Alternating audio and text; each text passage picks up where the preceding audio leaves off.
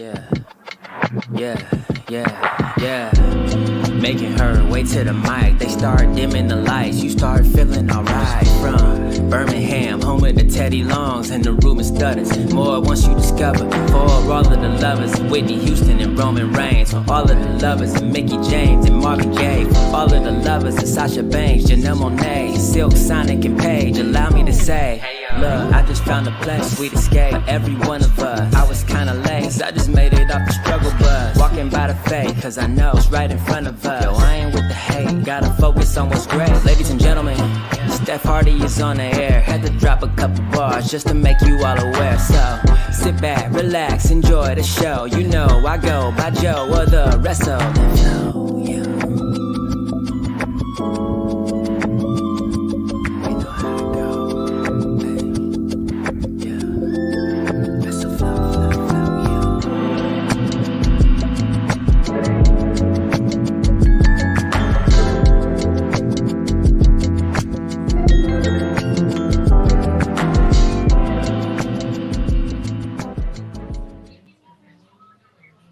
Hey y'all, welcome to a new episode of the Hardy Wrestling Podcast with your girl Stephanie Hardy, of course, host and creator of this fabulous platform, contributing writer for Daily DDT and color commentator featured on the Belladonna Division, Battle Club Pro, Black Girl Magic 2022, and Spartan Wrestling. I'm so happy to be before you on this Sunday, or whenever you're listening to this on this Sunday evening.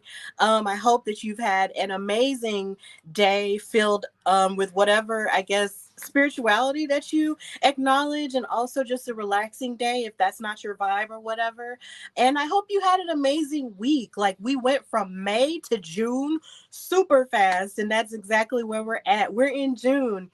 And this month is a very special month because you got 3 different celebrations going on. Number one, you've got Pride Month. So we send love and positivity and expression and freedom of love and all of the things to the LGBTQIA plus community. This is a safe space for you. So I am so happy that you guys get to celebrate all the wonderfulness of who you are and who you love and all the things. Like, that's amazing. Then it's also Caribbean. I saw somewhere where it was Caribbean Heritage Month. So shout out to everyone who is of the Caribbean heritage. That's really cool too. And on top of that, it's Black Music Month. So all music is rooted from Black music and Black people. So that's an amazing celebration. Then on top of that, you got Father's Day thrown in there, and you got Juneteenth thrown in there too. So it's a lot to celebrate this month. But I hope that you had a great transition from May to June. And of course, I hope that you've been enjoying wrestling. You know, for those who listen to the show on a constant basis and continue to support me, thank you guys so much for tuning in, and thank you for being supportive. And of course, for those who are new to the show, welcome and thank you for joining the vibe. And I hope that I can continue to be your safe space and your guide to the crazy world of professional wrestling. This was an amazing week in wrestling. I swear, like, out of all of the appearances and all of the surprises that we got, like, I just can't even believe that this is the time that we're living in. It's summertime and it's wrestling, and it's just so much cool stuff going on. I see Malcolm in the chat. Thank you so much for supporting and watching. And you know, there's just lots of amazing stuff. So I had to come on here and discuss it with y'all and just continue to be your guide through the vibes. So, of course, we're going to start this show, as we always do, with news and gossipish. And we're going to and this form of news and gossipish is full of different news and gossip centered on people's contracts and whether or not they're leaving, you know, specific companies or staying with specific companies, or basically deals that they've made and new moves that they've made this week. And oh my God, there is so much to get into. But of course, we got to start with one of my favorite women in wrestling, and that is Becky Lynch. She, of course, was the women's world champion, but as of last Saturday at King and Queen of the Ring, she lost her title to Liv Morgan, and then she was able to have a rematch in a steel cage for said title, but then wound up losing, and I'll get to that as I talk about what I liked in pro wrestling this week. But Miss Ma'am has been the topic of discussion in and trying to figure out what she's going to do, where she's going to go, and is her contract up or not. She has definitely been the center of conversation when it comes to that. And it has been reported as of Friday that for the very first time, she might be a free agent.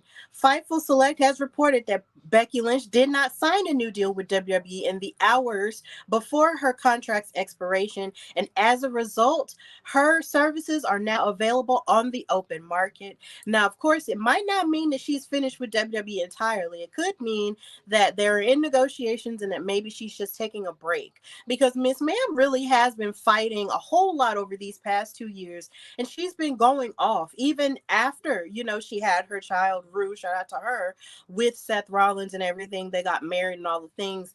She came back and she was all guns blazing and never really took that much of a break.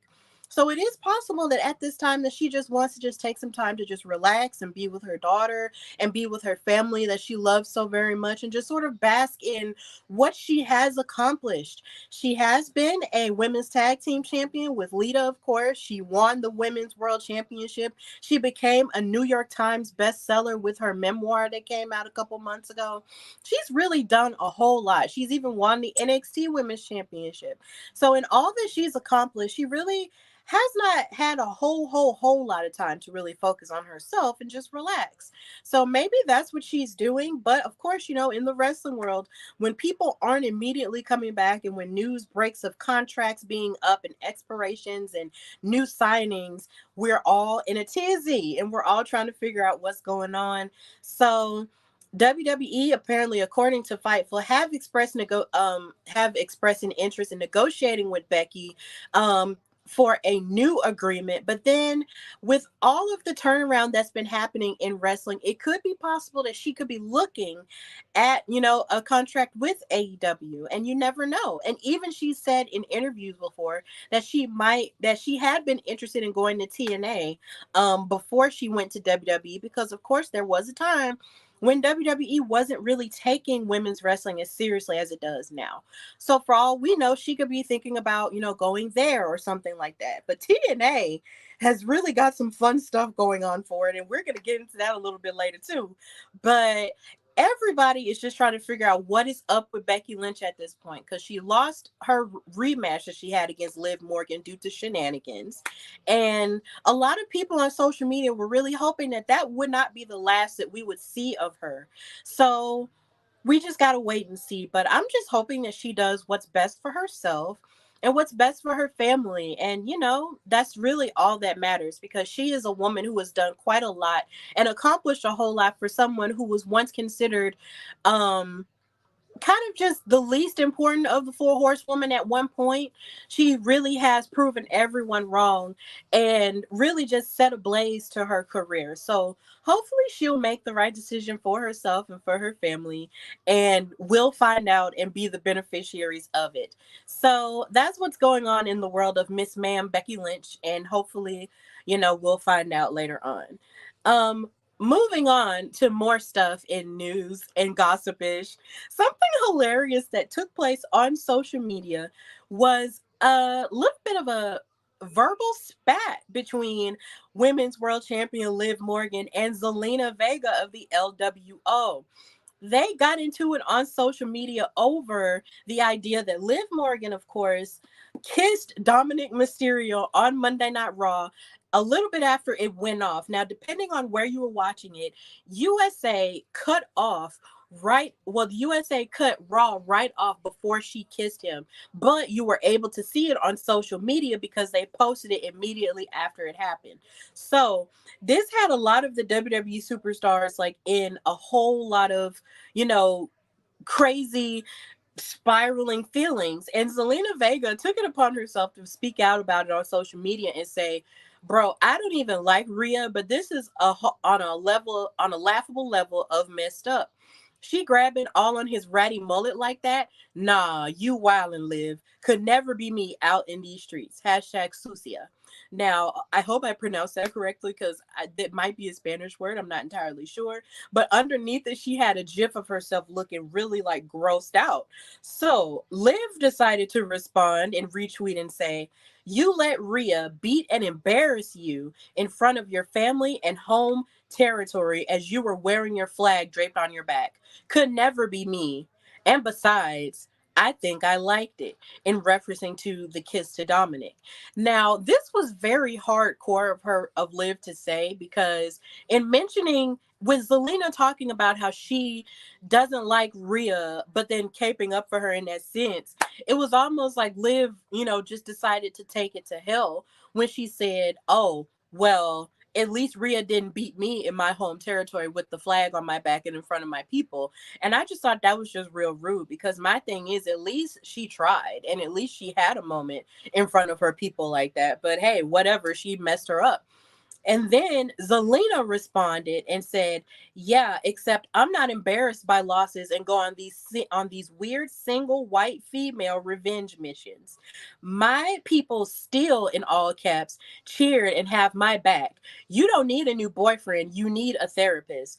But now I see where Dom got that dirty Sanchez look he's been sporting, kissing your ass." And it got real messy, like full on. Vaughn in the chat saying, hey, Vaughn. He's also saying Liv stole Rhea's shoulder, her title, and her man. Nasty work, right? Very nasty work. And then Levante, thank you for watching on YouTube, saying it got real messy. LOL. It really did. And when I tweeted about it, I said it was definitely giving New York versus New Jersey vibes. Because for those who may not know, Zelina Vega is from Queens, New York. Hence why I call her the Queen from Queens. And Liv is from Elmwood Park, New Jersey. And they really have like a full-on beef. Like, if you've seen any episode of Steph and Cat Talk Wow that I host with Katrina Blake from In Cat We Trust, she talks a whole lot about how New Yorkers and New Jerseys and people from New Jersey just have this big beef. And of course, I'm from Alabama, so I'm on the outside looking in, just looking at y'all fight like, whoa, why is so much animosity? But this is really what it was giving to me. And I just thought it was really funny how Liv clapped back at her, but then Zelina also clapped back. And Vaughn in the comments is being even more petty and saying Zelina don't have a mug shot. Oh, Vaughn, he took it to hell too. Um Yeah, we gonna leave that alone. And Levante said, "Oh, I didn't even think about that." Yeah, like there's a whole long standing beef between New Yorkers and New Jersey people. People from New Jersey. I wonder what the word is if you're from New Jersey. Like, what is that? But either way, it was just a really entertaining time on X/Twitter watching these two go back and forth for each other. Hey, and since they're both on the same show, maybe when Zelina's healed up, her and Liv could have a little bit of a rivalry going on and just have it, and have a good match or something.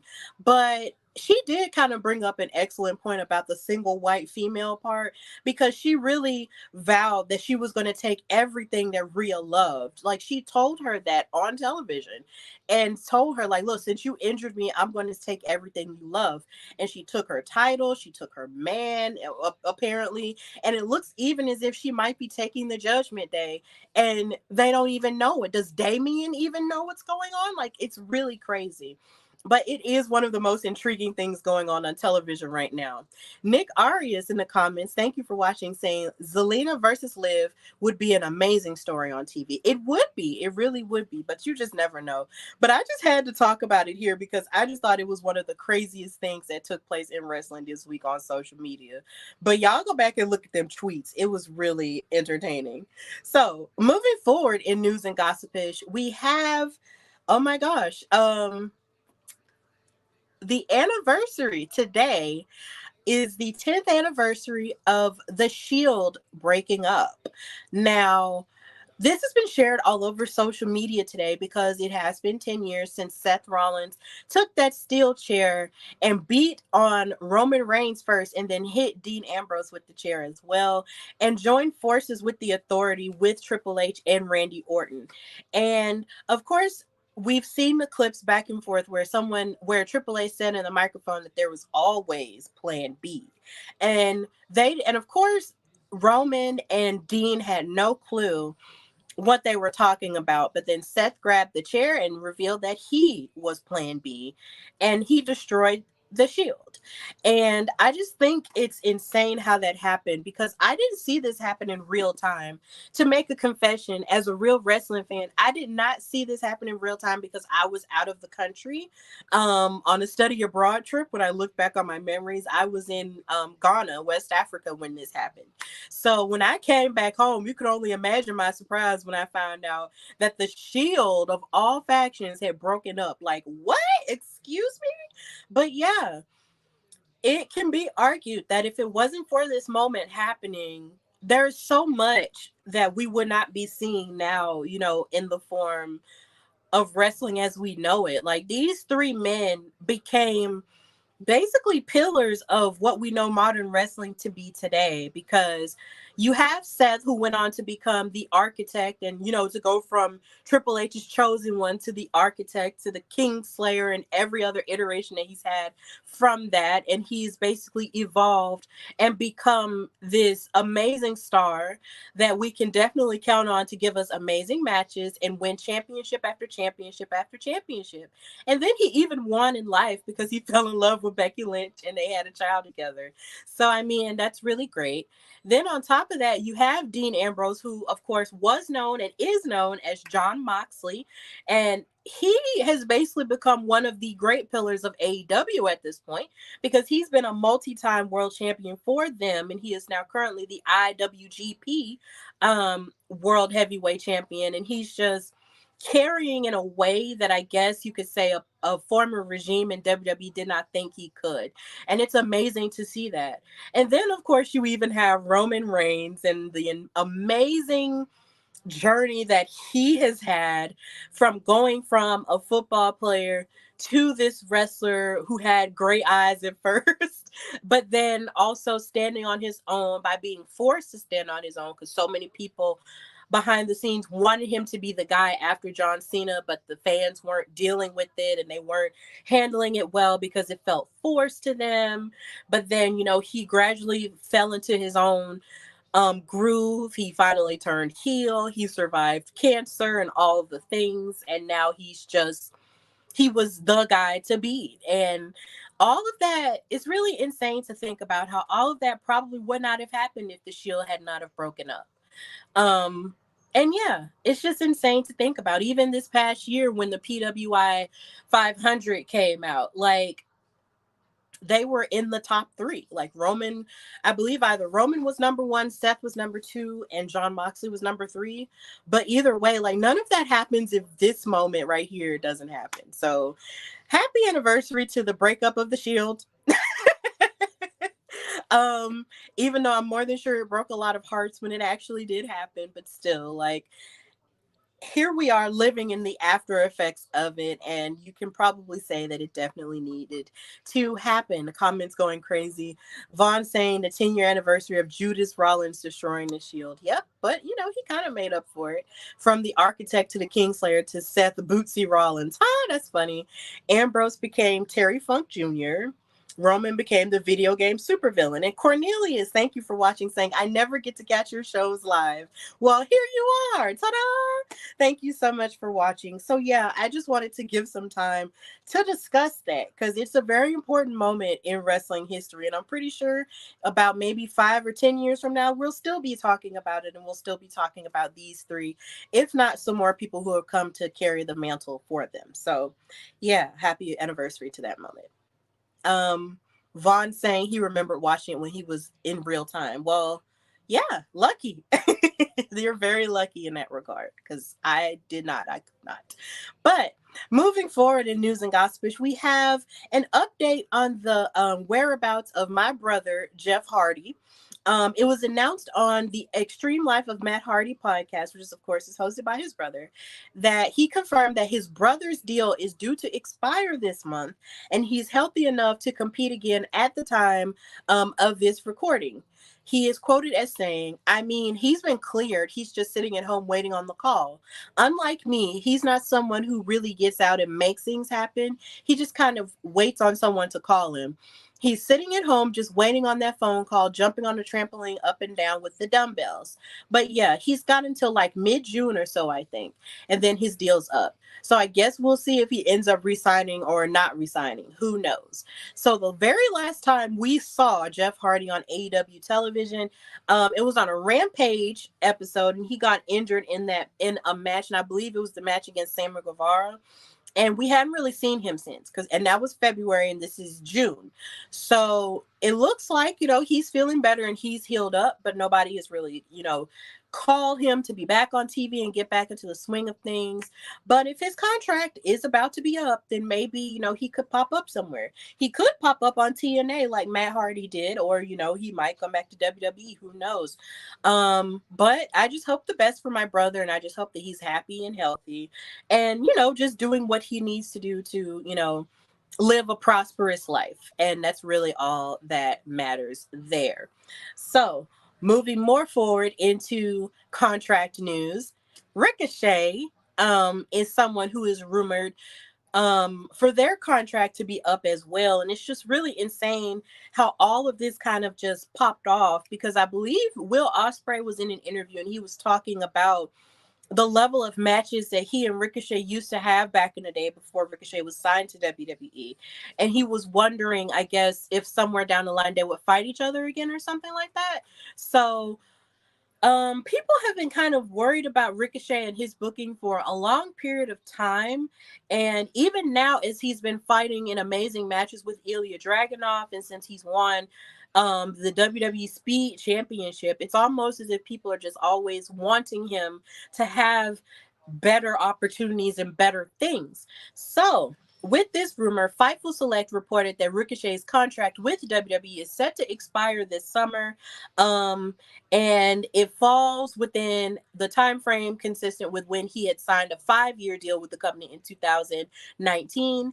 And Sean Ross Sapp said the discussions regarding a new contract for Ricochet are set to take place, but no date has been confirmed as of this writing. Now, something that I do hope that Ricochet does get to do is that I do hope that he gets to carry the WWE Speed Championship on television. Simply because even though I understand that Speed is a new concept and a very new show that's still, I guess, finding its way on Twitter and stuff, I just feel that it would get more exposure if he had the chance to carry that title on TV. If he's the inaugural Speed champion, then why aren't you letting him carry it on television?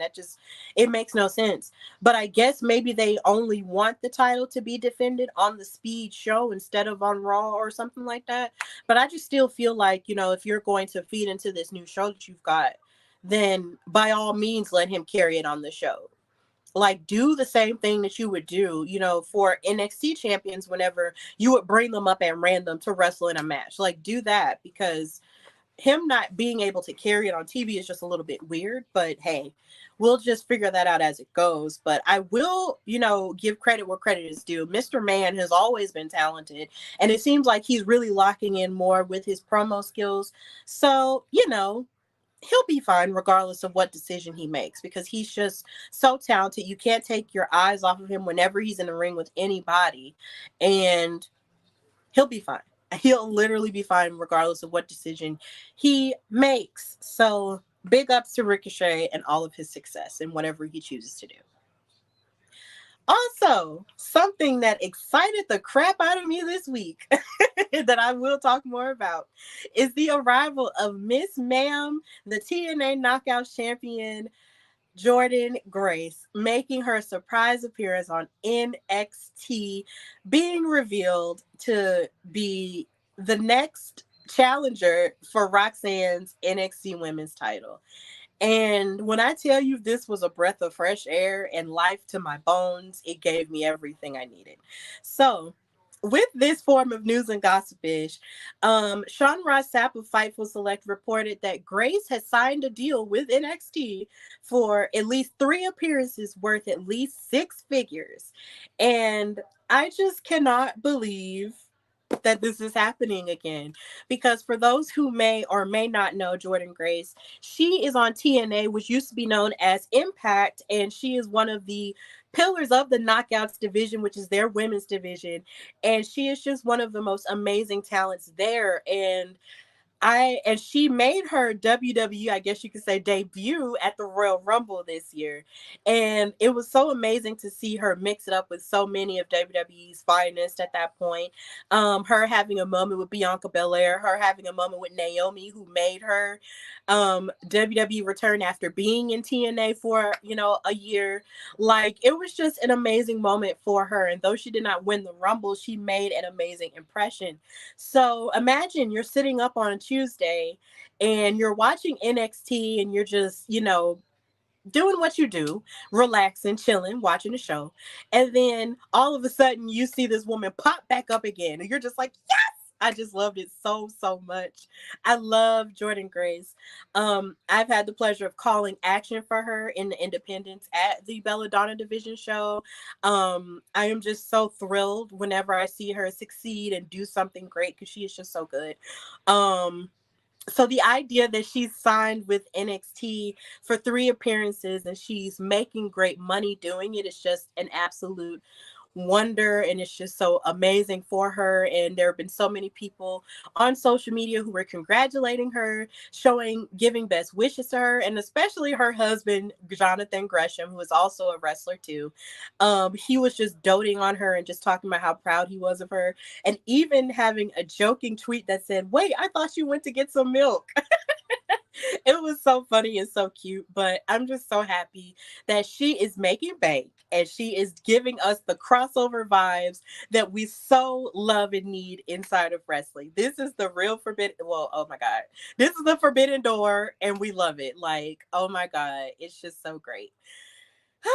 Okay, I'm gonna talk more about it later, but I was just really excited that this happened. And in speaking about deals, we had the arrival of a certain all ego Ethan Page pop up at the end of NXT as well. This was just a very surprising and really great episode of NXT. And because Ethan Page popped up, we have this going on. So, per Mike Johnson of PWI Insider reported that Ethan Page was at the Performance Center behind closed doors last week to undergo his physical and officially ink his contract. And to preserve the surprise, Shawn Michaels, the head of creative of NXT, stood in for Ethan Page during rehearsals, and Booker T's name was in place of his in the rundown. So this was definitely a hush hush thing. People really kept it quiet, and no one knew that this was going to happen until it happened. And so here again, you're watching NXT, and then you see Trick Williams and Javon Evans celebrating, and then Lash Legend comes out and gives a dap to Sexy Red and asks him like, were you the one that attacked Noam Dar? And before he could give an answer, the lights go out and he gets attacked by Ethan Page. And it's just like, yo, what's going on? How is this happening? But my God, Ethan is in NXT and he held up that NXT title. And these are the times that we are living in. So it's just insane how they really kept it a surprise. And I just love surprises in wrestling because it's so often when you look online and you see a report that kind of lets you know, oh, well, this is happening. And then boom, it happens. And it just kind of, it doesn't ruin the surprise, but it kind of makes you feel like, dang, it would have been better if I just didn't know, because you kind of just miss those moments where you were a child and you just did not know the ins and outs of different dirt sheets and stuff, and then you just get surprised by just watching TV like you do for a regular TV show. So the idea that NXT did this and Jordan Grace is surprised very well was just like, yeah, this is what we need. So Ethan Page is here, and yeah, it's gonna be some tough stuff. But we'll get into that a little bit later in the show. And finally, in news and gossipish, we have MJF making his big return at AEW's Double or Nothing. And of course, his return has definitely ruffled a lot of feathers because that's just what he does. He just ruffles feathers. That's what that's just what he does. And he looked great because he was out with injury. He came out, dressed up as Triple H in 2002 when he made his grand return after coming back from his injury. And he cut a promo that a lot of people, were just like, bro, what the heck are you doing? And what the heck are you saying? And why are you doing all of this? But that's just what MJF brings to the table. And he also brought a really cut body to the table too, because as you can see from this picture, Mr. Man has been working out. But that's not what we're here to discuss. So, according to Sean Ross Sapp, his place in AEW was really never in doubt. He agreed to a new AEW contract at some point in 2022 following Double or Nothing weekend, though specifically when or the length of the deal isn't known. He also said his newer agreement made him one of the company's highest paid talent on a multi-million-dollar per year deal. And he also mentioned that there is no indication if the deal that MJF signed was merely an extension or completely replaced the original contract. And despite the significance of the injury he suffered, he did not undergo shoulder surgery. So, yeah, that's the report on MJF. He is back and he is all elite, and he definitely made that known by having AEW tattooed on his ankle, and the tattoo said bet on yourself. So he is out here and he is, ready to go to war with Adam Cole. He's just ready to go to war, and the AEW faithful are happy to see him back. So yeah, that's really all in news and gossipish. There's a whole lot of contract flip-flopping going on. This is a season of transition in wrestling. But of course, we just have to be prepared for it and ready for these people to make these moves. And of course, we'll be the benefit of it because we're on the outside looking in, but they'll be the beneficiaries of their own decisions because of course, they got to live their lives and do what's best for them. So that's all for news and gossipish. And now we're going to move into what I liked in wrestling this week. And forgive me if some of the stuff is repeated, but this was a huge week. So I just have to discuss everything that took place and everything that I loved in wrestling. And we're going to start with Double or Nothing. Now, I did give my predictions for King and Queen of the Ring and Double or Nothing. And I don't know how much of my predictions for Double or Nothing were okay, but I do know that for King of the Ring, my predictions were 5-1, and I was really happy about that and very shocked about that. But hey, your girl might be able to do predictions again depending on what's coming next. So if you liked my predictions episode, you can go listen to it. But yeah, I did predict that Timeless Toni Storm would win her match against Serena Deeb. But the thing that I definitely knew what was going to happen was the fact that these women were going to tear the house down from a technical standpoint in ring. And I enjoyed this match because I love when women women wrestlers who just know the ins and outs of how the body is supposed to move can have a match where they can just show off all of their superpowers.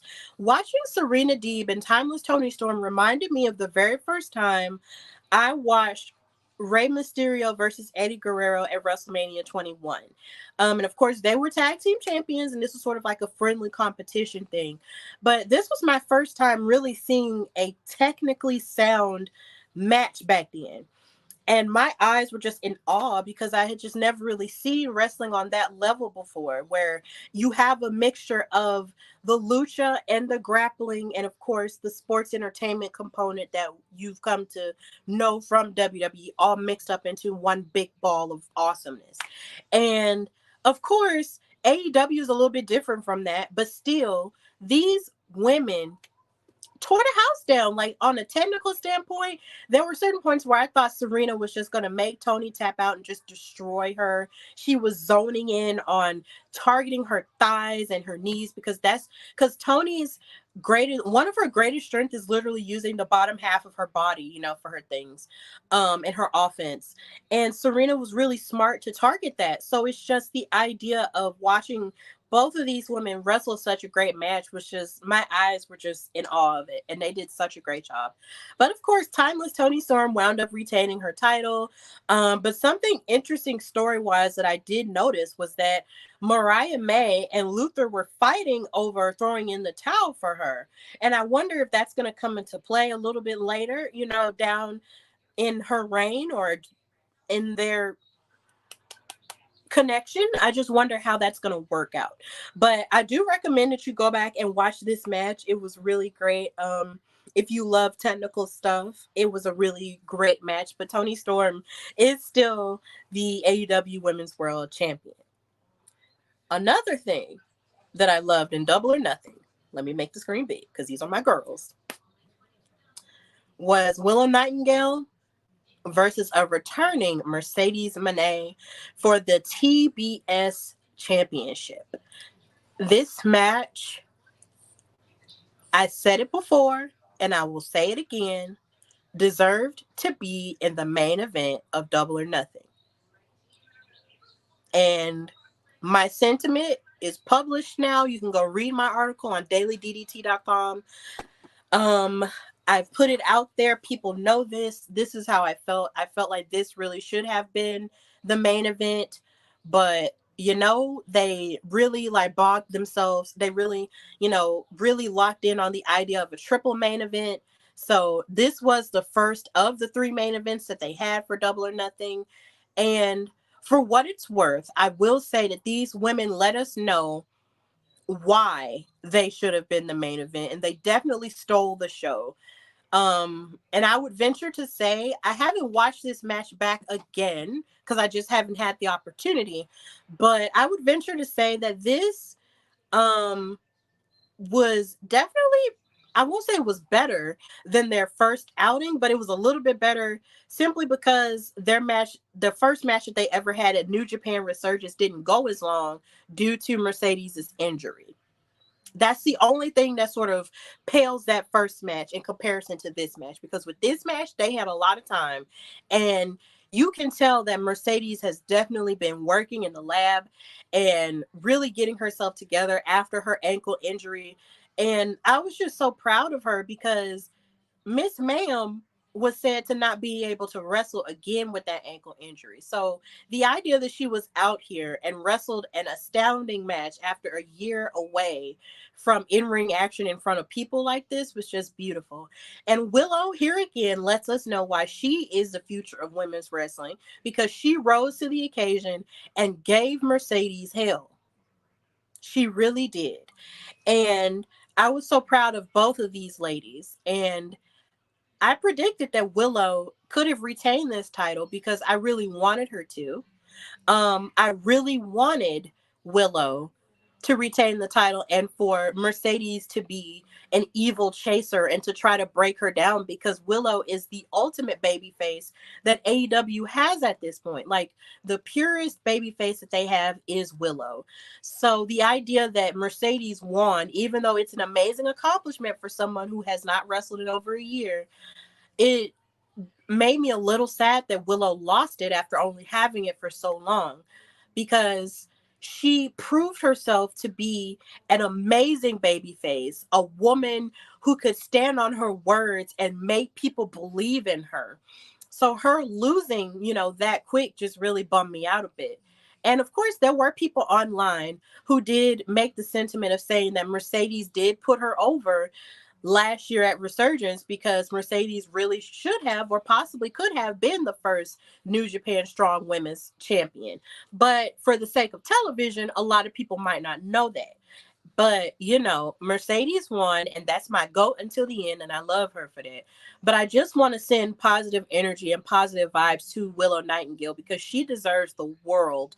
And I hope that after everything that happened with her losing the title and then her having her back, having like herself get attacked by her former friend Chris Statlander and Stokely Carmichael, that she will come back in a blaze of glory, destroy them, and then come after Mercedes for that title again.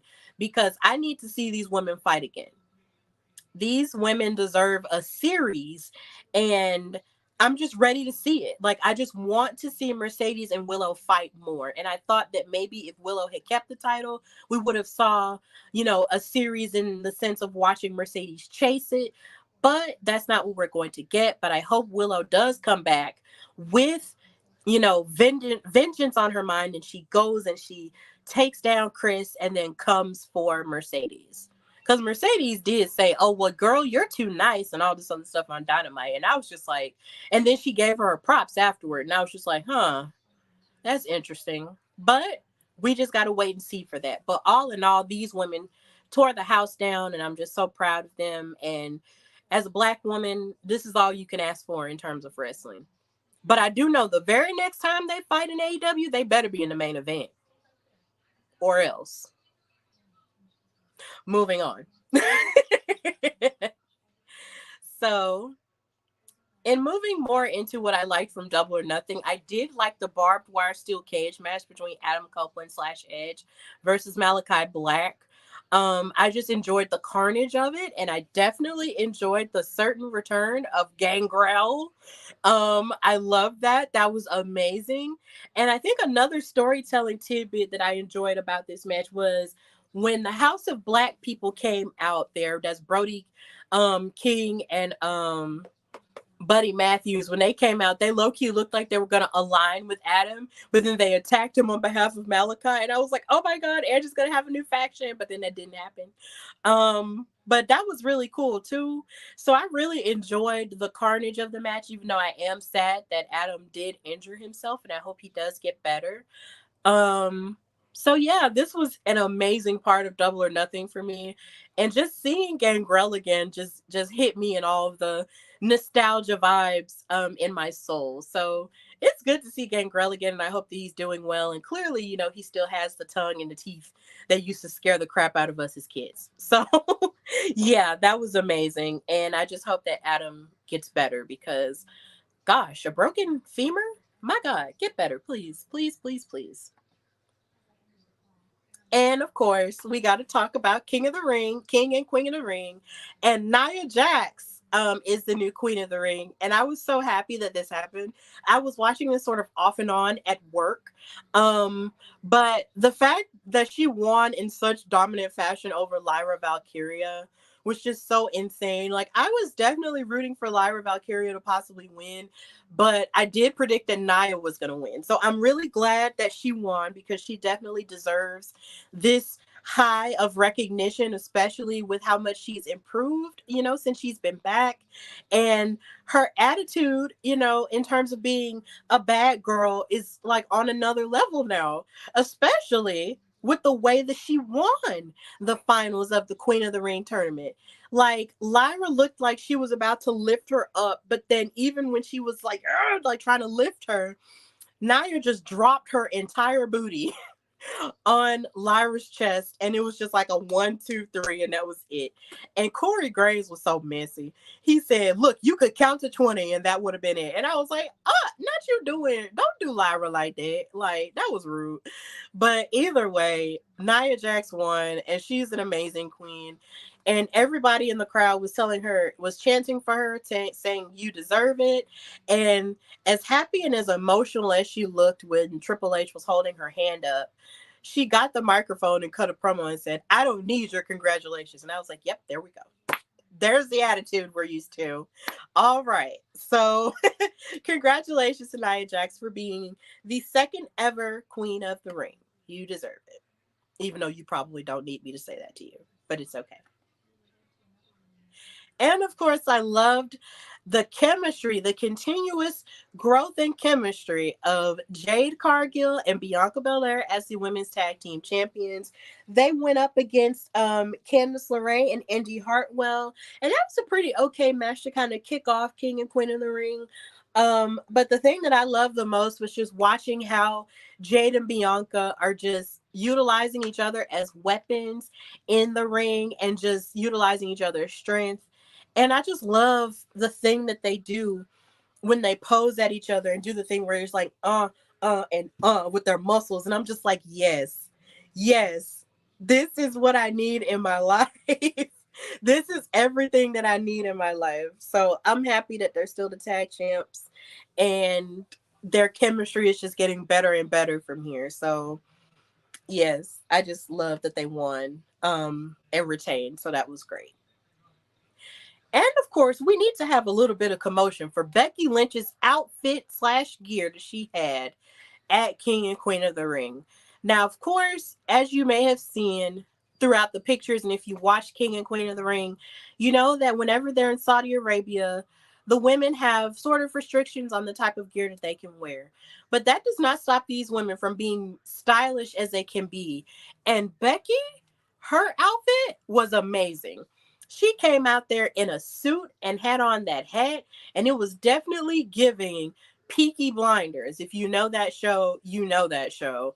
But she came out there looking like a gangster. And I was just like, this is the type of United Kingdom energy that I need, okay? This outfit was cute, and it was like, it was, aside from it being cute, what's the word that I'm looking for that I'm trying to use? I think it looked very comfortable, and she was wrestling in it like it was just regular gear, and it was just so beautiful. Like, I just loved it. And a lot of people were saying that they felt like it was sort of like a tribute to Britney Spears, because Liv Morgan's outfit was kind of like the Britney Spears outfit that she wore in the Oops, I Did It Again music video. But maybe they were tributing Britney Spears because she wore a kind of a tuxedo type suit like that, but I don't know if that's what they were going for. But either way, it was giving me UK gangster vibes, and I just feel like we just need to have more of a commotion for Becky Lynch's gear, because she just looked absolutely amazing here. And oh, I just love it. Like, everything Becky wears, it's a statement. It's, it's her, and I just love it. Like, if I had money, I would dress. If I had more money, I would dress like her and maybe dress like Mercedes, because they just be wearing their clothes, and I just love it. So I just wanted to have a moment for her gear because it was just so cute, and it seemed like it was just so easy to move into. Like, get it, Becky, get your fashion on. And of course, even with her UK gangster vibes, she still lost the women's world title to Liv Morgan, who had Dominic sort of come in and try to get Becky to use a chair to beat her up with, but then Liv wound up using it um in order to win the title, and it was just really sad. Like, dang. Yeah. Liv's revenge tour is going on, and Dominic is essentially helping her whether he means to or not. Now, of course, we'll find out as the plot continues to thicken if he really is helping her or if she really is stealing everything that Rhea cares about. But yeah, she's the champion here, and we'll see how this is going to go. But yeah, this happened, and this was the match that messed up my predictions scoring, because I was literally on the way to being sort of like on an undefeated thing with my predictions for King and Queen of the Ring, but this was a shock factor right here that just messed it up. I would have been 6-0 if it wasn't for Dominic and Liv, but hey, they don't care about my feelings, so this is how it ended. So now, this match I enjoyed on a deeper level because Cody Rhodes versus, because I feel like definitely, like, when it came to Logan Paul thinking he could challenge Cody Rhodes and possibly beat him for the undisputed championship, he was just being a bit delusional here. And the reason why I say that is because Logan thinks that because he's built up this great rapport in the little of time that he's been wrestling, that he can just run on through and cheat Cody Rhodes. And the thing that I enjoyed what Cody Rhodes did in this match was that not only did he humble Logan Paul, He took him to wrestling school. And by that, I mean he took everything that he has ever learned from his older peers and even from his father and used that to beat Logan Paul. Like, the moves that Cody was pulling in this match was just so fire. And I was just like, yes, teach him a lesson. Let him know that just because you are a viral sensation doesn't mean that you could come in here and try to play ball with me. That's literally like if, trying to see what type of comparison I could make. Like, that's almost like if a newer basketball player like Anthony Edwards tried to go up against Kobe Bryant. You can't do it. I'm sorry. That's just something you just can't do. I don't care how good you are in the first beginning of what you've done in the 2 years that you've been wrestling. You are not about to match wits with Cody Rhodes, who was born and bred in the business. Like, this man did wrestling, was surrounded by wrestling as a child, did wrestling in middle school and in high school, and continued doing it until even now. And you think there's something you can teach him, and you think you're going to cheat him with brass knuckles? No, sweetie, you don't know ball. And Cody taught him ball. He taught it to him. He taught him ball. Now, mind you, there was that one point where Cody did kind of, you know, leave the ring, and then when he could have just won another way, and that was a little bit questionable, but still, Cody taught him ball and said, "I'm Cody Rhodes, bitch." So it was, it was amazing. So I love this match, and Cody is still the undisputed WWE champion, and boom, take that, Logan. But you did good though. But take that, Logan. Now, moving into what I liked in wrestling this week in terms of Monday Night Raw, I did like the steel cage match that main evented Raw with Becky and Liv, except it felt like there were lots of, I guess, commercial breaks. So there was still some stuff that you didn't see in the steel cage match, but for what it's worth, what they did do was pretty good. But all the shenanigans just took me out of it. And then what was so weird about it is like when Becky was making her entrance, she seemed very emotional about, I guess, this being like her last appearance until, of course, everything gets situated with her contract. But it was really looking like maybe she was getting ready to possibly leave. And even backstage, when she talked to Lyra Valkyria, she alluded to the idea that you just have to figure out, what else is going to happen, or if maybe you just got to know when to walk away. And I was like, walk away? Becky, you cannot leave us. You cannot leave. No, please. I was just in my feelings. And then when she came out and did her whole thing, I was in my feelings. And then when you looked online and saw her in the cage and everybody was clapping for her and everything, I was like, look, Becky, this cannot be the last we see of you. It just can't. It just cannot. Not with all these shenanigans. Like, no, ma'am, you can't leave me like this. But,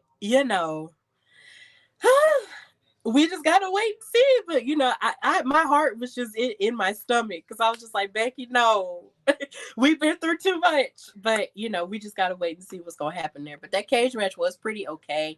Outside of the shenanigans with Dominic and Braun chasing JD McDonough, who really just should have left the arena. It was a lot going on, but yeah, that happened. And then, of course, this led into the kiss that we did not see play out on television, but saw online.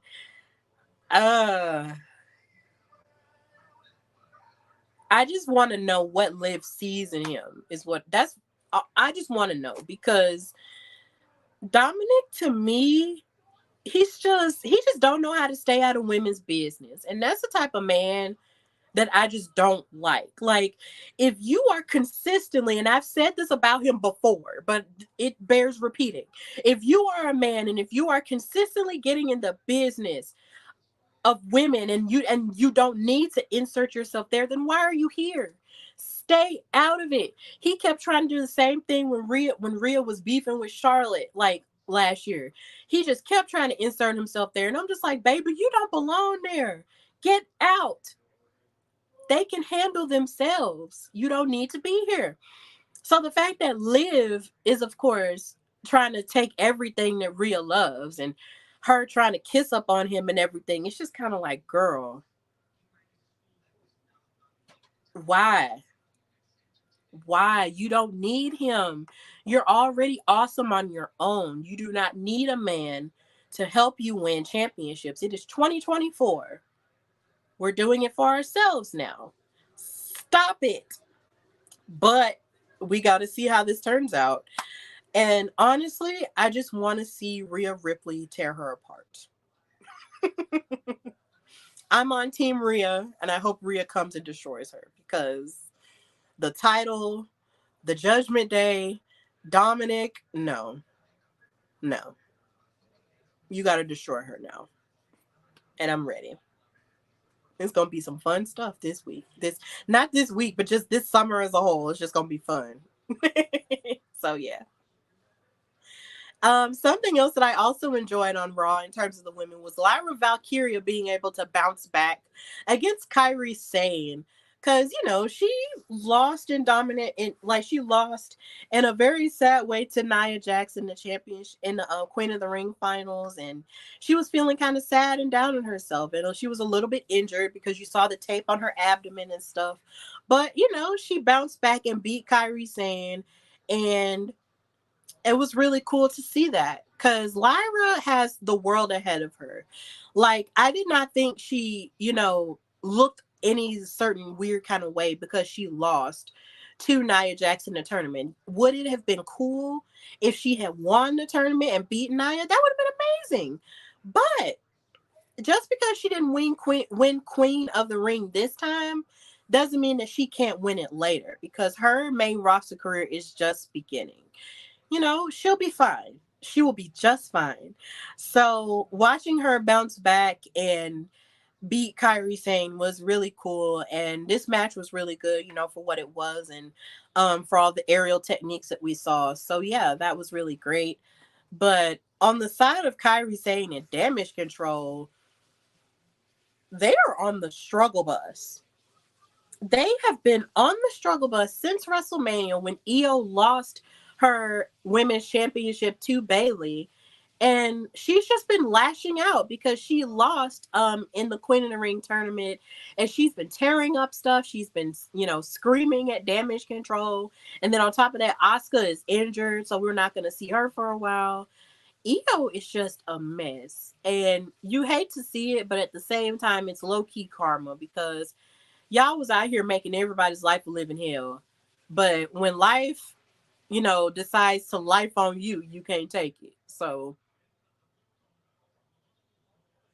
this is what's going on with them. But watching Io kind of just go crazy like a Tasmanian devil was just insane on Monday. But I guess we just gonna have to see what's gonna happen with Damage Control at this point because they really are on the struggle bus. So yeah. And in terms of the women, I just want to give Maxine Dupree props for actually taking up for Otis when Chad Gable was threatening to beat him with a belt like a parent. And I was just like, sir, Chad, I'm gonna need for you to chill. And the fact that Maxine stood up for Otis just made me feel really good inside. I was like, yes, like stand up for him. But then Chad was like, you just need to get out of my ring and da da da da. And I'm just really tired of Chad Gable being verbally abusive. Like, mind you, I understand that he's playing the part of being a coach that's just kind of losing their mind and being angry that they lost their IC championship and stuff like that. But the idea that you're taking it out on everybody, it's just really, really harmful, and it's sad because abusive words are just not okay to try to motivate somebody. Like, beating someone does not motivate them to do anything. It breaks their spirit. And it just seems like all he's trying to do is break their spirit because he's lost his. And it's just not fair to them. So I'm so happy that Maxine did stand up for Otis, if only for a little while.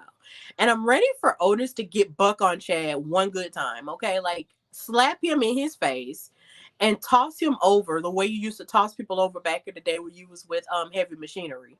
Like, do that, please. I need that Otis to get locked in and destroy Chad Gable, because watching him talk down to him like that when he's done nothing but had his back is just kind of painful. So Alpha Academy is done. And I'm just gonna need for them to really buck up and stand up to him. And I'm gonna need for Tozawa to do the same, because, sir, Akira Tozawa is like, you are just amazing. So I'm gonna need for them to all just stand up for themselves at this point. But yeah, Maxine showed a little bit of courage here, and I just wanted to give her props for that.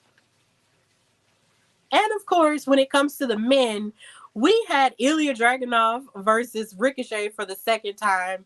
And I am definitely pushing for a best of 7 series out of these two, because I could watch these two wrestle down every week and be satisfied, because they're just so good. Like, they really are. And I just want to watch them wrestle more and more, like, every week. I just need it in my veins because they are just so good together. So, yeah, it's great. Now, moving into the NXT side of things, this is where social media was set ablaze this week in a fantastic way, in the form of watching rapper Sexyy Red pop up on NXT. Now, there were a couple of people who were asking me, while along with a couple of even wrestling people, asking me how Sexyy Red got to appear in NXT in this way. And what happened was, there was a video of her in a car, and she was dancing to the Sexy Boy theme song, which is of course Shawn Michaels' theme song. And everyone on social media was going crazy about it, like, oh my god, like she likes like she likes Shawn Michaels and all this other stuff. So a few weeks later, she's NXT is on television, and then she tweets about it and she talks about Trick Williams and stuff. And so I guess somewhere down the line, while we weren't looking, they decided to make this appearance happen, and boom, here is Sexy Red. And now, mind you, her music isn't exactly my taste of what I listen to when it comes to rap, but I respect all women in rap, because there's so much that they have to deal with and go through on a regular basis. So they will always have my respect. And, I respect Sexy Red and her music and what she does for that audience. Like, my sister loves her.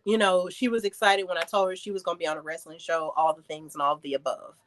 But what I will say, when I did not necessarily expect, for Sexy Red to enjoy herself the way that she did, but she really did enjoy herself. Like, from the time she made her entrance to the time she got in the ring, and she was twerking all over the place, and everybody was like, hey, hey, hey. It was just really funny. And then even when she stopped twerking and just got down to business with Ava, and they revealed what the NXT Women's North American title was going to look like. Like, she really seemed like she enjoyed being a part of the festivities. And then they announced that she will be hosting NXT Battleground in Las Vegas next Sunday. So we're going to see more of Sexy Red in the wrestling sphere. And I really appreciated this. She looked like she was having the time of her life. When she took the cloak off of the belt and revealed it, you saw her fingers sort of going across the belt and everything. Like, she looked like she was genuinely enjoying it. As you can see in this picture, she was holding up the title like she was a champion, and it was just really cool. And Jock in the comments saying, shucky ducky quack quack. Booker T, yes, Booker T was enjoying himself quite a bit on commentary as this was happening. But just her presence throughout the episode was a breath of fresh air, because there have been celebrities who I have seen, be a part of wrestling shows and just, be there for the sake of being there. And you can distinctly tell the difference between the celebrities who are there just to make an appearance and the celebrities who are genuinely into the product and just want to be in the swing of things. And Sexy Red was definitely one of those celebrities that were excited to be a part of everything. From her playing tug of war with the championship with Tatum Paxley, to her meeting up with NXT champion Trick Williams and Javon Evans backstage and making her entrance with them, and her hitting her split and her twerk to the surprise of Trick Williams. And even with her snatching the title away from one of the Gallus brothers, like she was in on everything, and I enjoyed that. Like that's something that I appreciated, as a wrestling fan. Like I loved seeing her get in on the action and her enjoying herself. Like I just enjoyed it. Like she enjoyed herself the way I enjoy myself, and it was just really great to see that. So it was great for me. Like I loved seeing her get in on the stuff. And of course, I did see people on social media kind of go back and forth and argue about whether or not she really was supposed to be there. And I don't like this because of da da da da da. But my thing is, how else do you expect wrestling to grow if you don't let it be for everybody? I feel like us as wrestling fans have a tendency to say, oh, well, wrestling is for everybody. But then when everybody starts trickling in, you want to have issues with it, and you can't have it both ways. You need to, if you gonna actually feel that wrestling is for everybody, you need to actually let it be for everybody.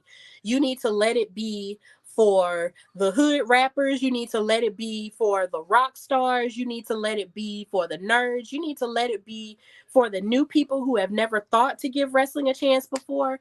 That's who you need to let it be for. You need to let it be for everybody. You can't gatekeep. We need to stop gatekeeping, because that is how wrestling just doesn't thrive. You can't just gatekeep it and keep it from the people who you feel like shouldn't be in it. That's not how this works. And if you have a problem with what I'm saying, I mean, hey, you can log out now. I mean, I'll be fine. But that's just how I feel. If wrestling is going to be for everybody, you need to let everybody be a part of it. And Sexy Red definitely deserves to be a part of it. She was having fun, so as long as she's having fun and I'm having fun and we're having fun, that's all that matters. Stop gatekeeping. It's gross. Okay. Sorry, I just had to get loud for a second because some people really don't understand. Like, stop it. But, Sexy Red is out here and I love it. She's having fun, and that's all that matters. Also, when it comes to, yeah, and this was her making her entrance with Trick Williams and Javon Evans, and it was just an amazing um aesthetic there. It just fit. I feel like this is how I've always wanted wrestling to be in my mind. So this was beautiful for me. I feel like this deserves to be a picture in a wrestling museum somewhere. There should be a black wrestling museum, and there should be a picture there. It really should. So yeah. Big ups to Sexy Red. It's gonna be fun.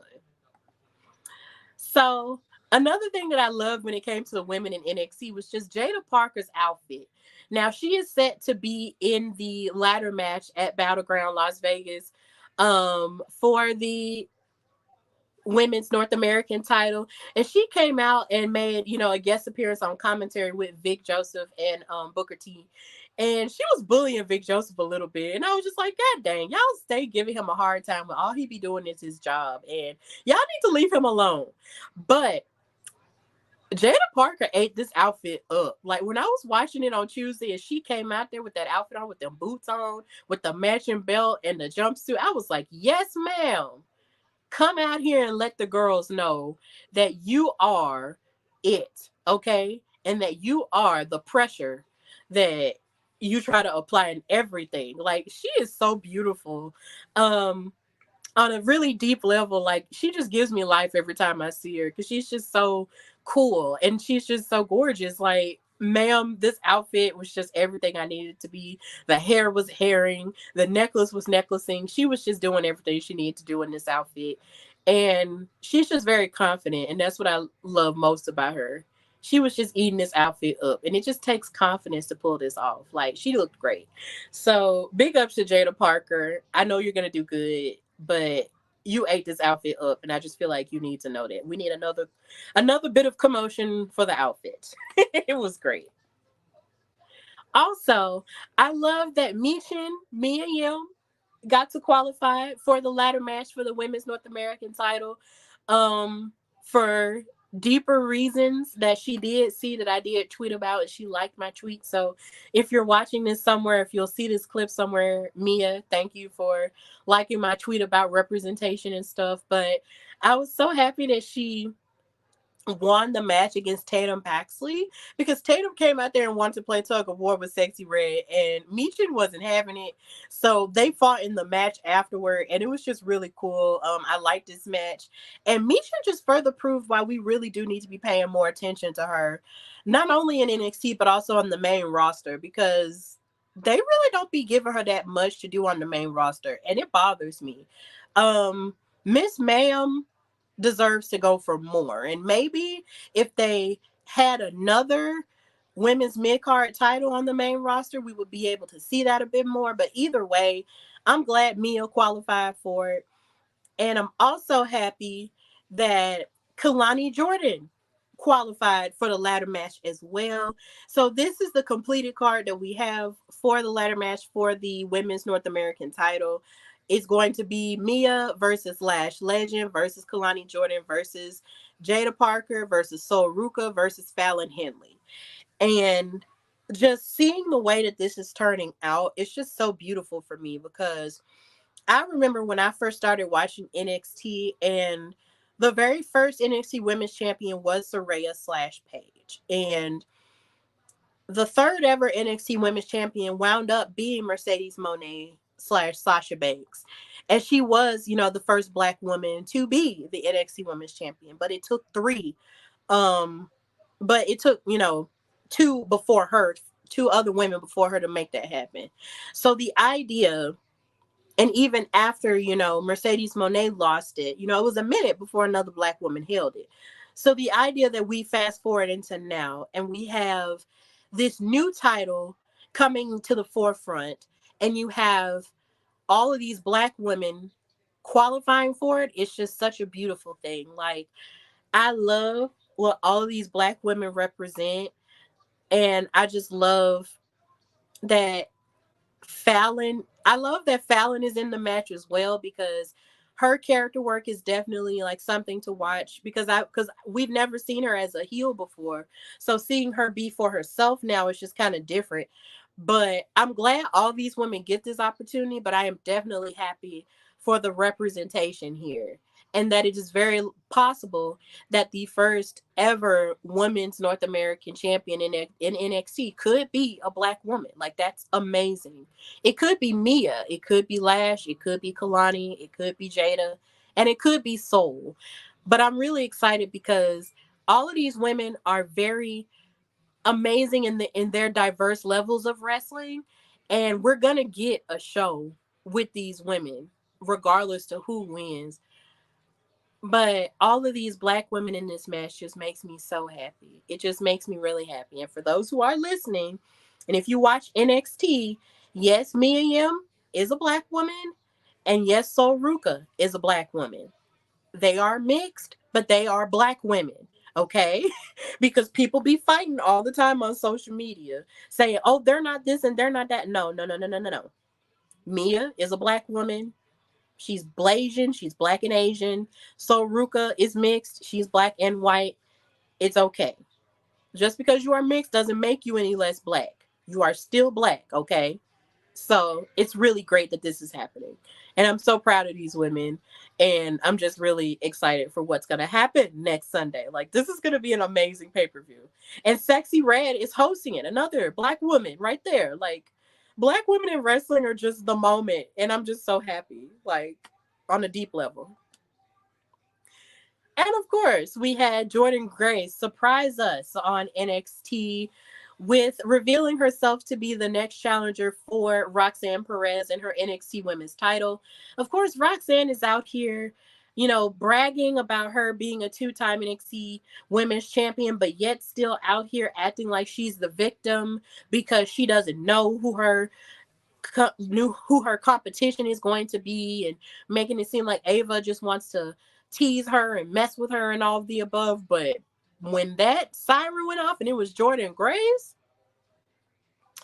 Roxanne had to be quiet then. And I don't blame her, because Jordynne Grace is not to be played with. she is the juggernaut for a reason. And I am so excited that this is happening. Like, I'm just really thrilled. I talked about it in News and Gossipish, but either way, I'm just so thrilled that this is taking place. And then on top of that, Jordan Grace is going to be on this week's episode of NXT fighting Stevie Turner because Stevie wanted to go backstage and talk to Ava about how she feels like she doesn't deserve an opportunity at the title because women like her have been working their butts off on Level Up and that she deserves more of a chance. But Jordan Grace overheard her and said, okay, well, since you feel that way, let's fight next Tuesday. And I'm just so happy. I'm just so happy. Like NXTNA is in full effect and I am just crunk. I am so happy about it. It's great. It's great. And of course, Ariana Grace is still out here being a goofball and trying to be a peacekeeper while getting her head kicked off. Lola Vice was not here for the shenanigans, and she wound up beating up on her and smacking her hips in Ariana Grace's face. And she won that match, of course, leading up to her match against Shayna Baszler. And they're going to be in an underground match. So I'm really excited about that. And yes, this is going to sound weird, but I do want to see a hip shake off or a twerk off between Lola Vice and Sexyy Red. I'm no better than any man. I'm sorry, but I'm sorry, but it's something that I want to see. And I don't know, maybe that makes me a bad person, but either way, I want to see it. But Lola Vice is out here doing the things, and I'm excited. So it's going to be great. And of course, Ethan Page came out here, and I wanted to discuss this more from a storyline perspective because he really attacked Trick Williams before he was able to look Lash in her face and tell her the truth. Um, hey Eric, thank you for watching on Facebook. Um, I just wanted to just sit here and discuss the fact that Ethan Page attacked Trick Williams while also attacking Lash Legend. And then he picked up the NXT championship and looked at it as if he wanted to go for it, right? And something that I was a little bit concerned about was the fact that, okay, well, Trick Williams doesn't have a title match for Battleground with all this other stuff going on. So what's going to happen with him? Well, it might be abundantly clear that Ethan Page might be fighting Trick Williams for the NXT title. And I would definitely be here for it because Trick not only has to see Ethan Page about that title, he has to see Ethan Page about attacking Lash. And if they are as serious in a relationship as they claim to be on television, he better be his behind on behalf of his lady love, okay? Because I know if my boyfriend saw me get attacked by somebody, he will probably go see about them too. So, Trick, I'm gonna need you to put your big boy britches on and beat up Ethan Page for attacking you and your girlfriend. Cause that's not how we do it out here in these streets, okay? I'm gonna need for you to see Ethan Page about that. But congratulations to him for making this move for himself, because I just wasn't expecting this at all. This was a huge surprise to me because I didn't even know he had left AEW. I didn't know where he went. So the fact that he popped up here on NXT was a genuine surprise to me. So big ups to him. But Trick gonna have to see you. It's time. It's Trick Willie time. And speaking of people being on the struggle bus, I'm tired of Idris Enofe and Malik Blade being on the struggle bus. I'm tired of it because these two men are so talented that it makes no sense that every time we see them on television, they lose. Like, they had a little bit of a good winning streak on NXT Level Up, but it's like, even now, since they've even attached themselves with Brinley Reese, like, they just have been losing, like, left and right. It's almost to the point now to where if they get announced in a tag team match with somebody else that's gaining momentum, you automatically know how it's gonna go. And it makes me sad because this past Tuesday, they fought with the Good Brothers, Luke Gallows and Carl Anderson, And it's almost like I just knew what was going to happen. And I hate feeling like that about them because they are so good.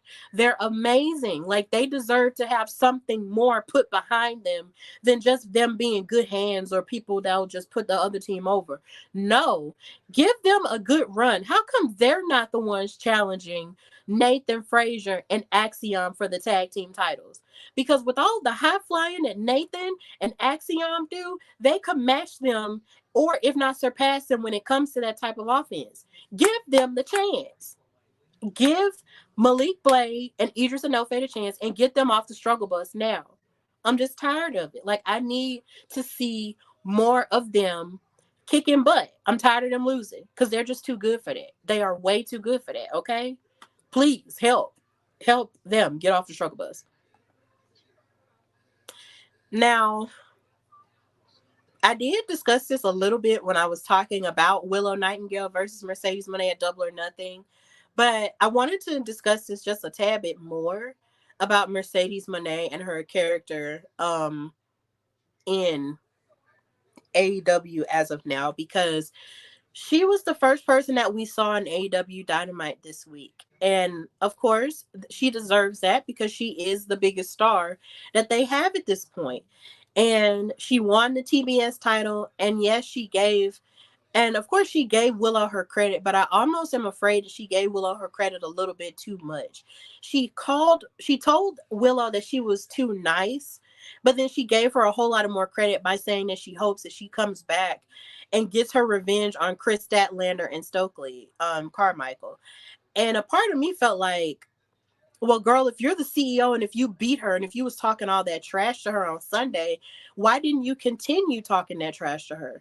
Like, give her props, sure, but continue to just be all like, yeah, but I still beat you and da da da da da da. Like, it just felt like she was kind of in the middle or just kind of playing both sides. And I was just like, girl, if you're gonna be the CEO and be like gully. But then it's kind of hard because people are gonna cheer for Mercedes because of who she is. And I'm one of those people that's still gonna cheer for her regardless of who she is. I'm one of those people too.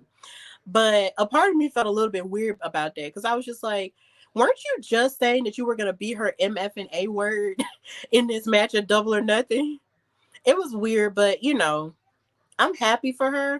And I'm also happy that she did get to have a match on television again, on free TV again, against Sky Blue for the TBS title, because Sky did reveal that she was the one behind the attacks. But I think I should use this as an opportunity to make an announcement. I believe that her match versus Willow at Double or Nothing will be my last HWP extra episode that I will do in the Mercedes Moné series, because if Mercedes is going to wrestle on a weekly basis like she did Sky Blue this past Wednesday, or if she's going to make appearances like that, then maybe it's going to be impossible for me to keep doing episodes of the Mercedes Moné series like I did do beforehand when she was in New Japan primarily, in Stardom primarily. So I think her versus Willow 2 will probably be my last Mercedes Moné series episode. But we do still have to wait and see how this run is going to go with her in AEW, if she will be fighting on a weekly basis. Because if not, then maybe there'll be a little bit of wiggle room. But then again, I also have to take into a consideration my schedule, because I work full time and I do this and my WoW show and I write and so many other things. So we're going to have to take that into consideration a bit more. But I will be doing an extra episode on her match versus Willow at Double or Nothing because it definitely deserves it. It was one of the best matches from this past weekend, and I feel like it deserves its own episode. So, yeah. I still love Mercedes. She's still my GOAT, but I thought that what she said at Dynamite was a little bit weird. But, we're going to keep rocking and rolling because this is the Moné train. So, yeah.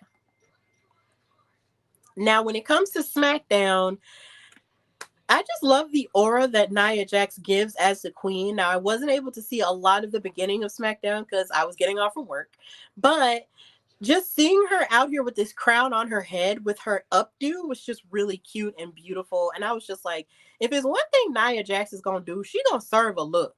And the fact that she's out here as the queen and sort of summoning people to come to her as the queen, it just lets me know that she is definitely going to play this up as best as she can leading up to SummerSlam.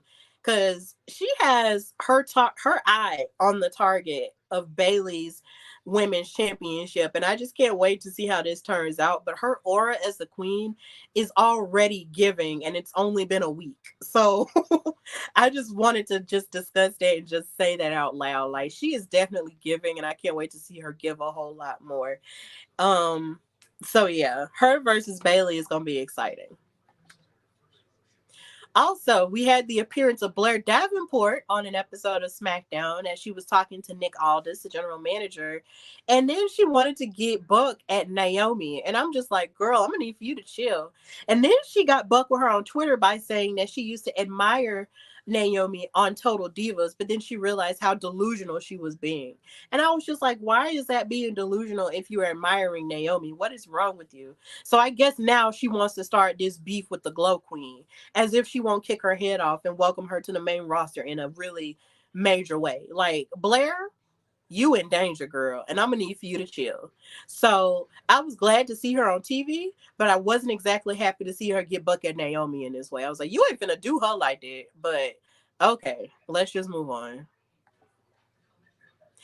And let's just say, I did not notice when it came to this segment with in terms of the men on SmackDown, LA Knight was looking for Logan Paul because he wants to challenge him for the United States Championship, which is something that a lot of people have been sort of pushing for a long period of time now. And I'm glad that this is happening.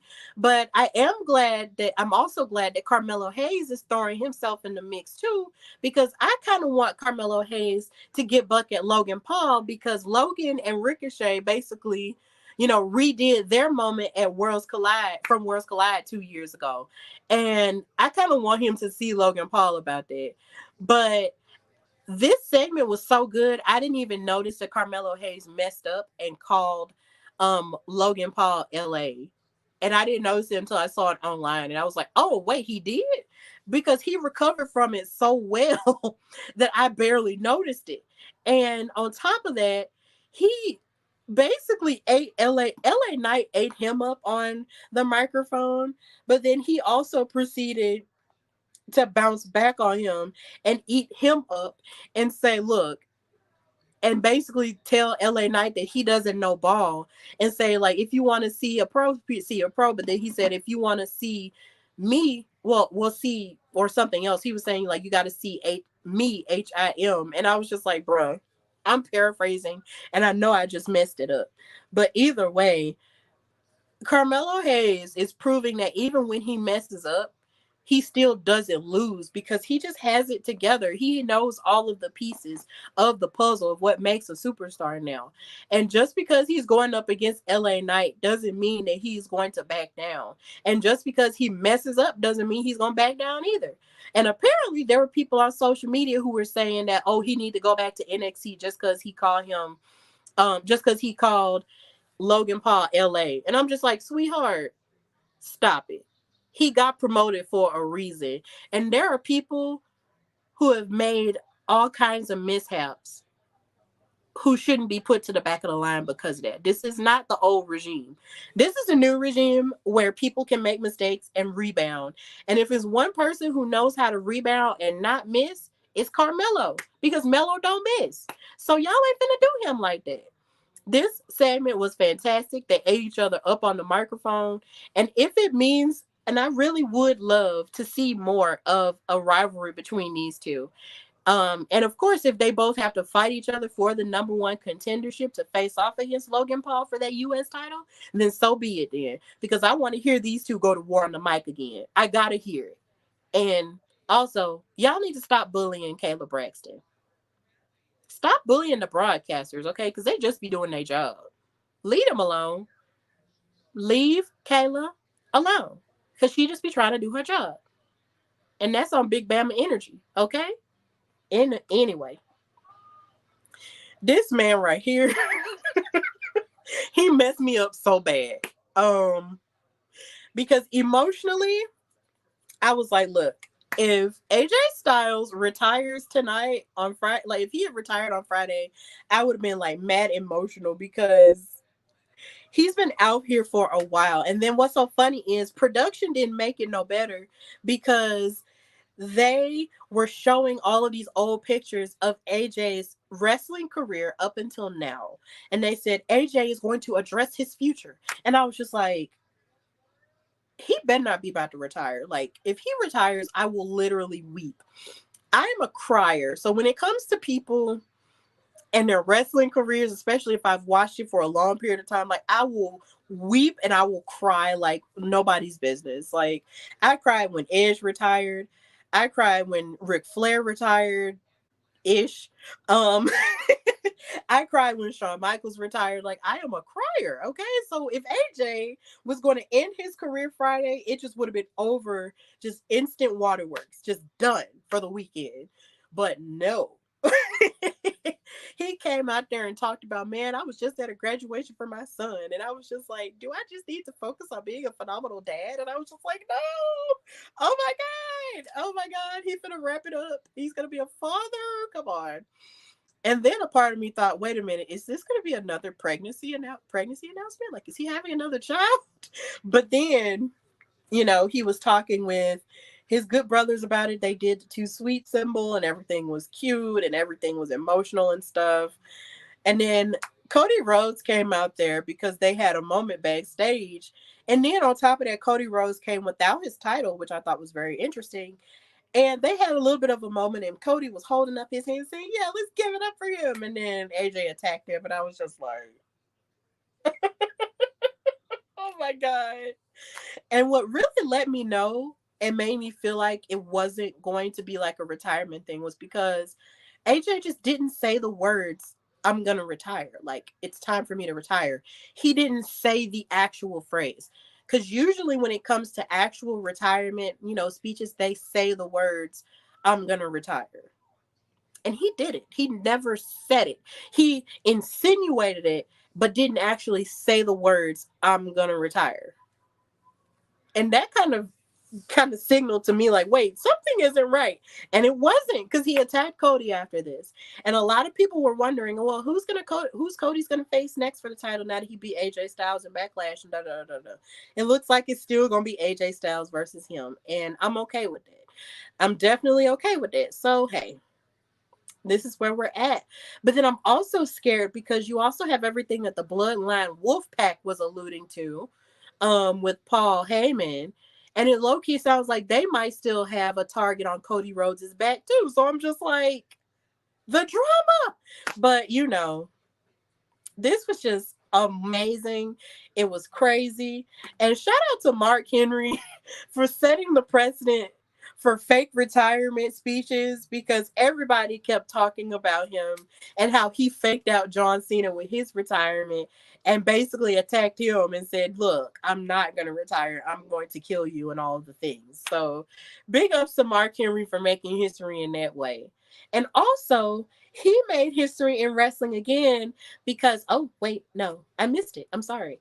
He made history in wrestling again because he made an appearance at MLW and aligned himself with the suplex assassin Alex Kane, who has been a former guest on the Hardy Wrestling Podcast.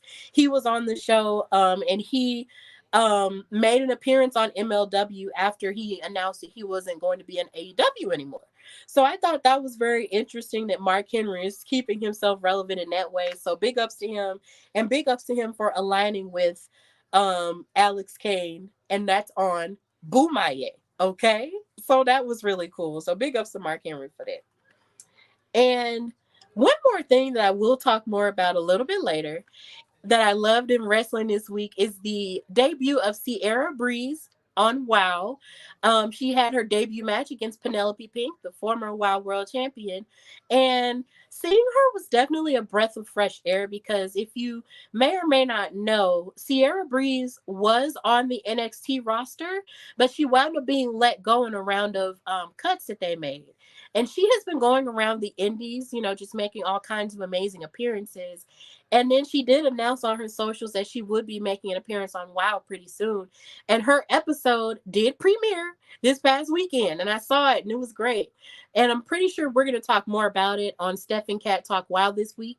So be on the lookout for that. But it was definitely a breath of fresh air to see Sierra Breeze um, on WoW. It was just really great. I love everything that she represents, her hair color, her being, I believe, the first Bahamian women's wrestler. That's really cool. So we're going to talk more about her probably this coming week, this Wednesday on Steph and Cat Talk WoW. But I definitely enjoyed this match that she was in with Penelope Pink. So that was cool. And of course, we got to send a congratulations to the Beast for winning the WoW World Championship back that she never lost. She never lost that title. She had to give it up due to injury and due to being attacked and all of the above, and had to go through so many hoops from so many women. But she finally got her baby back, and I'm so happy for her. And like I said, we will talk more about it on Steph and Cat Talk WoW. But for now, big ups and big congratulations to the Beast for winning that title back on this weekend. And I believe that's all of what I liked in wrestling this week. So we're going to move on to announcements and the call to action.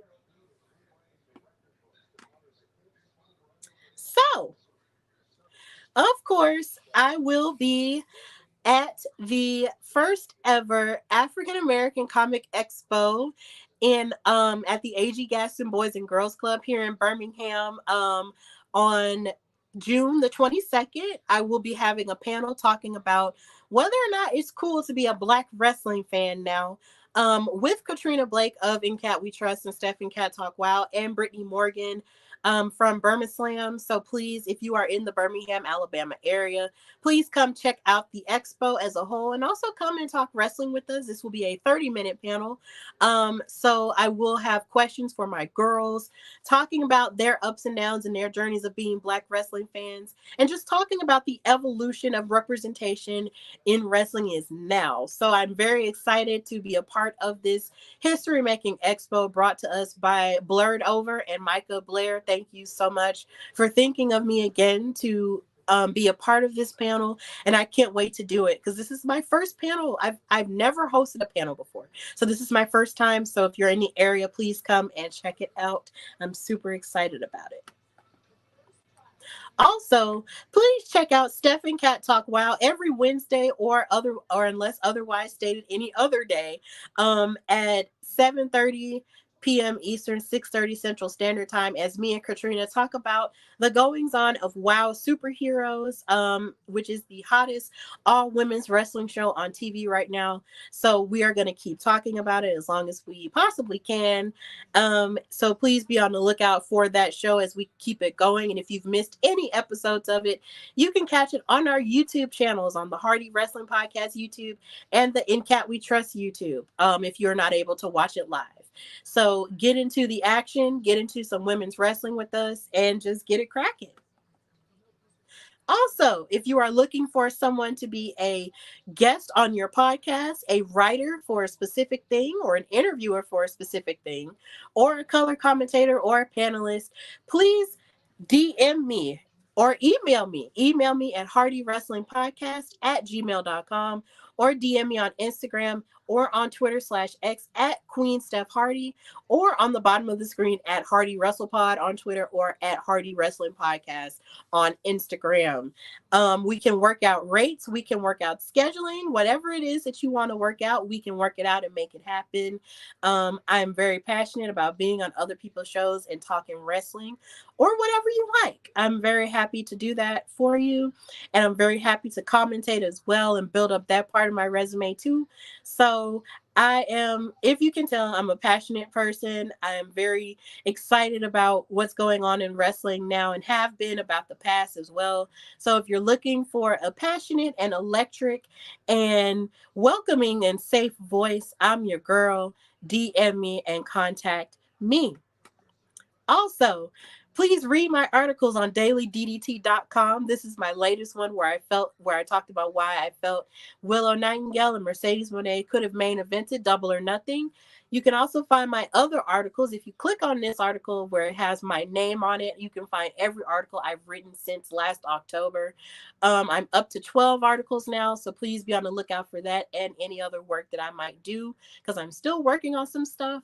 So please be on the lookout for that. And please keep supporting my wrestling writing career because stuff is popping off, guys. I'm just really happy and blessed to be in this space to write, as well as podcasts and all the other things that I do. So please read my stuff. Thank you. And of course, buy my merchandise at For Your Wear. That's FORURWEAR.com/Hardy Wrestling Podcast. There you will find my Beyonce's relationship t-shirt that celebrates the love between Bianca and Montez. And of course, you can wear this t-shirt while watching their reality show Love and WWE, Bianca and Montez. It's available in all sizes in the color of black. So please give my merchandise a look out, as well as purchase my personally designed with me and my boyfriend Najaquin Alabama wrestling t-shirt, which celebrates the icons and legends of wrestling that are from the state of Alabama, just like me.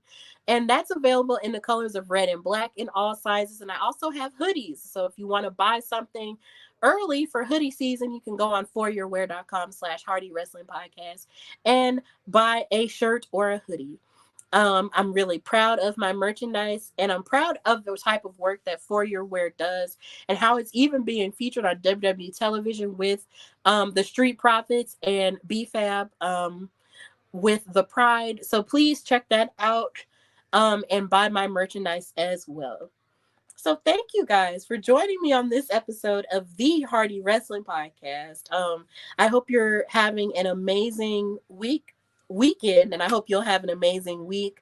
I hope you're taking care of yourself and doing what you need to for yourself and just never giving up. I think that's the message that I have for right now is to just never give up and to trust your ideas. And even in the moments where you feel like it's a little bit too hard, or you feel like, you're really not, in a place where you can operate as well, just sit down, take a breather, take a moment, and remember who you are and just never give up.